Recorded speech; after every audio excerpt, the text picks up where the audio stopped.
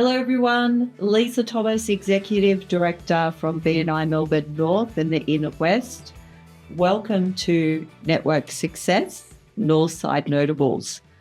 So I really wanted to tell local stories.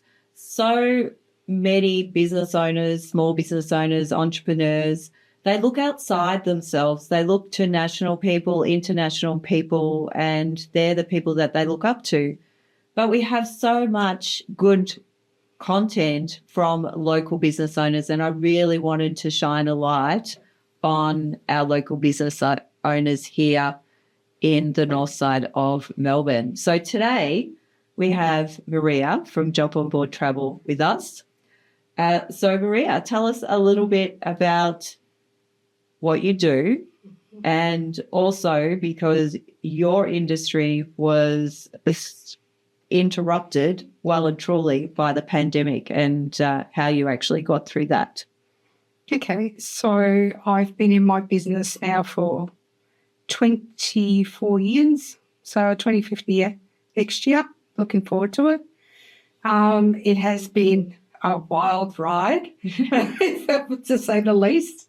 As far as what I did in my business, I obviously work with international and domestic travel, and during the interruption, as we will put it, we were the first to be basically decimated. So our industry was decimated. It was very challenging and very difficult at the time because no one had ever gone through anything like this ever. So we really didn't know where to go. Fortunately, that I had people around me, including yourself and people in BNI who helped me through it, because emotionally it was difficult, not just trying to navigate the passengers and help the passengers. It was more to get your headspace around it, to really, because you have the knowledge. You've been in the industry for over 25 years. It's not like I don't know. It's just I didn't know where to put my hands. No one answered phones. No one took emails. Took weeks for people to answer you. And I was having people ring me just out of the blue, can you help me? So all I could give them was, I can help you thus far, and then I can give you information where to go. But we all need to be patient. Okay. So I think patience at that time was the key, even though it was a little bit not a patient time. Yes. Everybody was in a panic. Yeah, Yes. definitely. And, I had a lot of empathy for people, even though I had nothing to do with their travel arrangements. I just tried to help them, settle them a little bit to see, well, just it'll all come back. Things will subside. We just need to navigate through what's happening at the moment. So being in travel for so long and going through so many different, I suppose, stages with your business, I've always thought travel would be really fun. What are some of the fun things that you've done from being in travel? Because I know that you get to go and see a lot of things. You have a lot of promotional stuff that you get to go to. So what are some of the really fun things that you've got to do? Okay, so one of the coolest things, I was able to be one of the first 3 people in travel to ever go to Vietnam when they opened it for tourism. Yes. So that was exciting. Yes. One of the first people really, when Emirates came to Australia, to actually go to Dubai. Yes. And see it when it was just opened also for tourism. Yes. And the other thing was, the coolest thing we ever did was stay in Disney's suite at Disneyland. So we got to stay there overnight. Well, tell us a little bit about that, because I know that is really special and not everybody gets to do that. And, of course, I mean, who wouldn't want to go to Disneyland? Okay, so it's not for famous people to stay there. It's for average people, just someone who doesn't have a name, a movie star or anything. I know Johnny Depp wanted to go into the suite and they told us they said no to him because it was just for the people who could just go there and enjoy them with their children, or actually enjoy Disneyland as what it was designed for. So you actually get to stay in a suite. In a suite in Disneyland. Yeah, so Disney was supposed to live there with his 2 girls. So that's two daughters and his wife. They created an apartment for them above Pirates of the Caribbean. and it's only open at select times for select people. And they get to stay overnight, and they get to go into the park with the bathrobes, because I ask you to put bathrobes on and walk around Disneyland, take photos of you. And then you go into the suite and you sleep there for the night, and then obviously there's someone there always watching you. But very discreet. You never see anyone.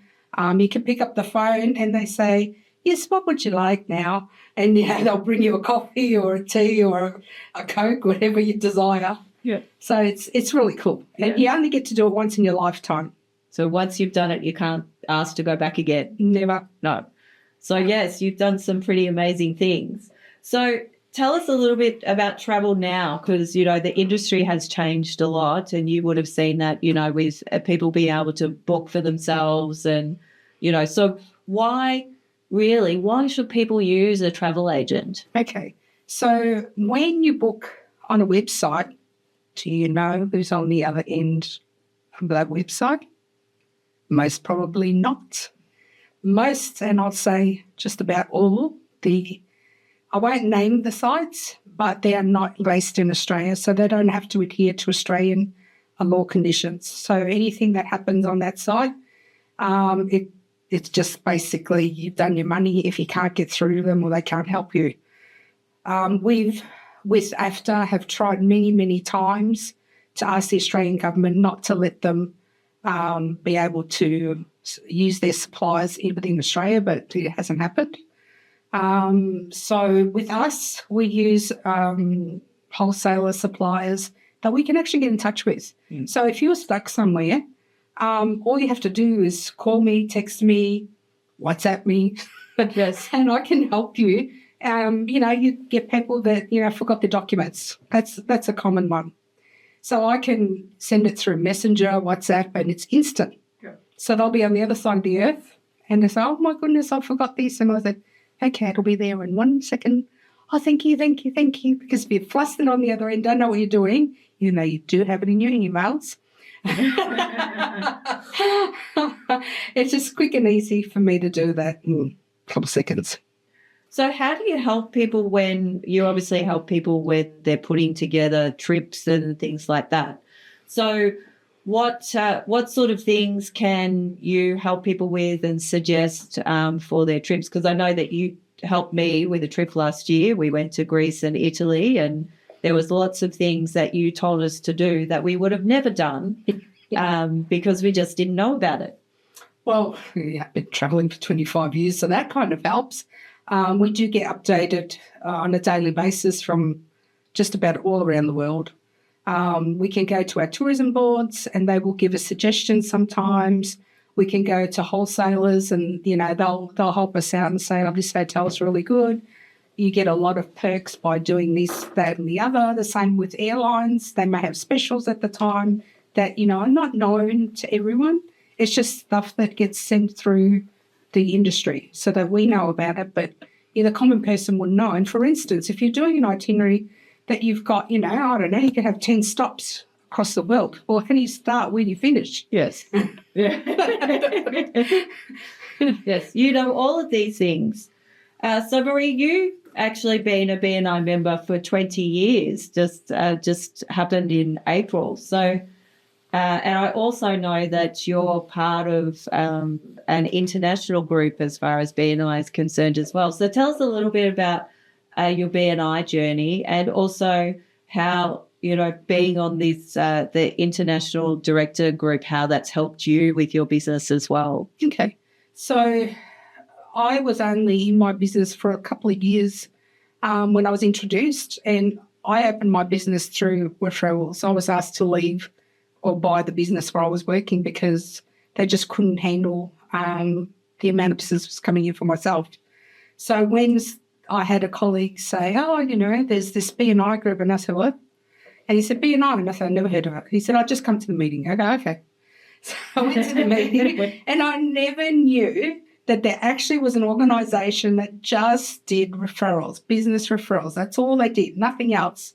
And so I got it on the first day. And I joined basically straight away because that's how I built my business. Through the years, I've done every single role and times over that there is in BNI. And then a couple of years ago, 18 months ago, I was introduced by Lisa to the directors, the DC Champions, which is an international group. So out of 9,300 director consultants, I was chosen, and there's only 25 on this actual team. And the DC Champions, basically what happens is we get notified of changes that are coming into B&I, not always known to executive directors either, and it's hush-hush. So, because some things go through and some things don't. And they basically ask us advice, do you think it would work? Because we manage other chapters, they know that we're on the ground all the time with new members as well as members that have been in the chapters for many years. So we have the experience and the knowledge to be able to give them the feedback that they require. Yep, no, that's great. And so what would be your biggest takeaway from BNI for you and your business? Okay, I'm constantly learning. Yeah. There's number one, lifelong learning that just does not stop, but I guess that's with everything. Definitely the positive attitude and the giver's gain. I think giver's gain was number one for me. When I saw that I was in a group of people and I'm in a chapter, in our industry, it's dog eat dog. So when you are in a place that is a safe space, that you can actually promote your business without not having to worry what the next person is thinking, and they're actually a marketing referral group for yourself, it's like, wow, why don't other people want to get involved with this? I mean, this is crazy. It's less than doing a letter drop, one letter drop, and you get so much more, and it's international. It's not just domestic. It's this international as well. People don't get it's global. Yeah. So you actually came to Global Conference last year. So we went where it was in Madrid. And tell us a little bit about that and the connections that you made from being in Madrid. Okay, so that was a little bit of an eye-opener. It was good because it got to meet people I probably never would see and might not see again, depending if they attend another global conference. But I was able to help one of the DCs on our team was looking to open a company in Sydney. So she needed to employ, I don't know how many staff she needed. She needed a lot of staff. And it just so happens that one of the executive directors have a HR company in New South Wales. So I was able to give her that referral. And so where was this person from? South Africa. South Africa. Okay. So it really is global when you're able to do things like that. And what was your biggest takeaway from the actual conference, the global conference?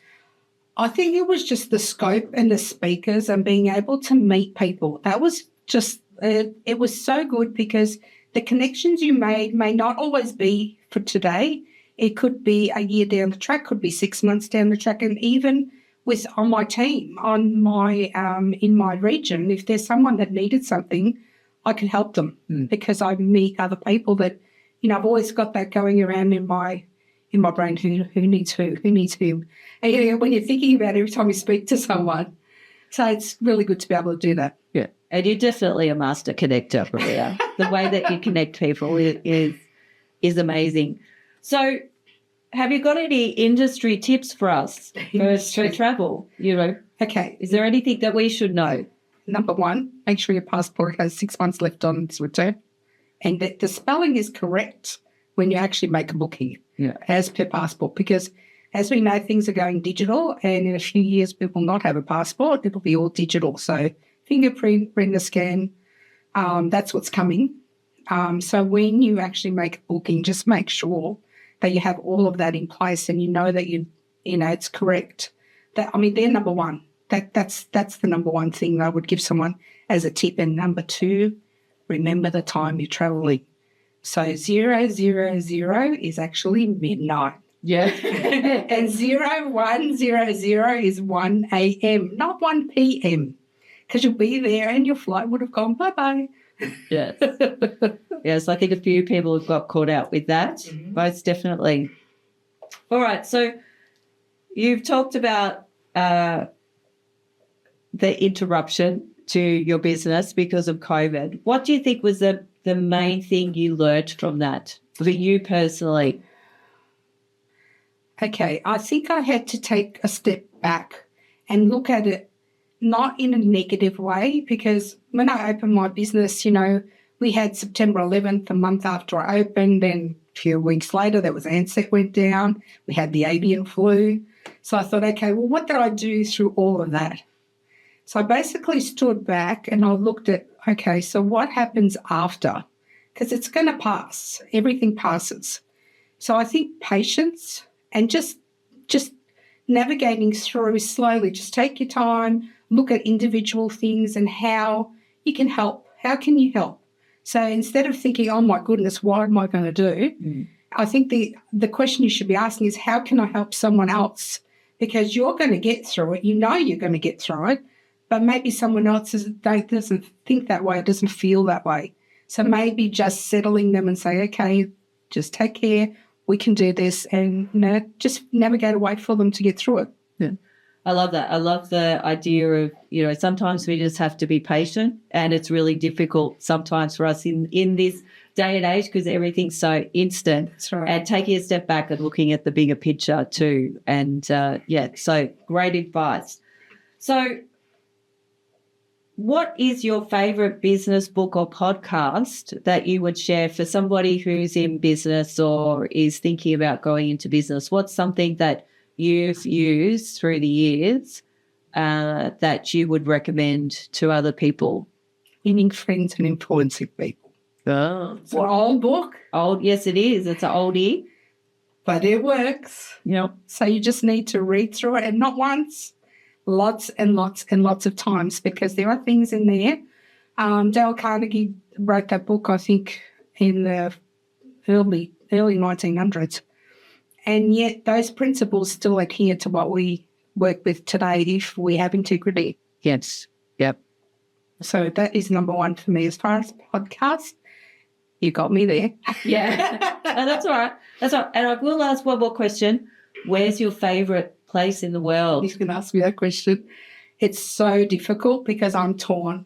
So originally I'm from New York, so obviously that has to be number one. I was born in Manhattan, how can I say no to that? But number two is definitely Venice. I love Venice. And what do you like about Venice? I just like the old world. There's no cars and you have to walk everywhere. So it takes you right back to what times were like when there were no cars. Can't use a horse. You have to walk. Use your legs. So, yes, that is one of my most favourite cities because I just get lost in it every time I go and I discover something new. Fantastic. Well, thank you, Maria, for being on the podcast with us today. And thank you for all the help that you give us in the region in BNI Melbourne North. So thank you very much. Awesome. Thank you.